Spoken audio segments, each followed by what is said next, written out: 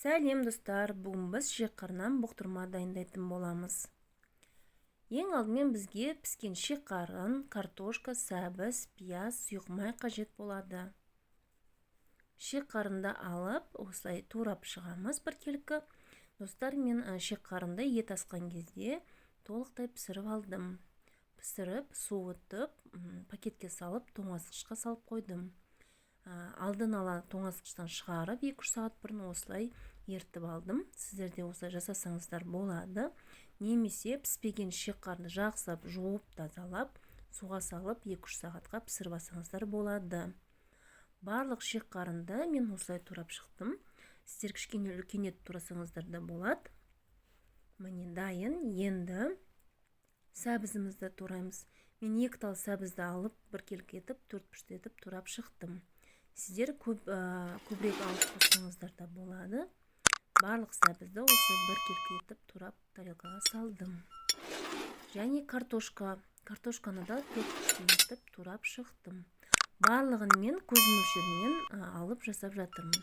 Сіздер де солай жасасаңыздар болады. Картошканы өте майда етпей, орташа етіп турап шықтым. Пиязымызды да 4 етіп турап алдым. Барлық керек затымызды біз осылай алдын ала турап дайындап аламыз.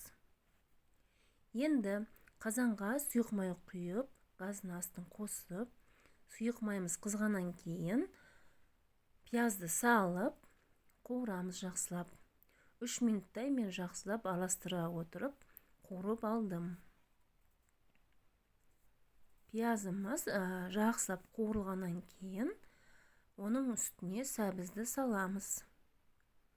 Сәбізді де мен араластыра отыра 6 минуттай жақсылап қуырып алдым. Сәбізіміз жақсылап қуырылғаннан кейін осылай араластыра отыра мен оның үстіне шекқарымды салдым. Шекқарымды да араластыра отыра 4-5 минуттай осылай араластыра отыра мен қуырып алдым. Мен сұйық майды көп құйған жоқпын, себебі шекқарының өзінің майы шығады. Жақсылап осылай шекқарынды араластыра отыра қуырып алдым. Қуырып болғаннан кейін 3-4 минуттан кейін, нақты сол 4 минуттай болды.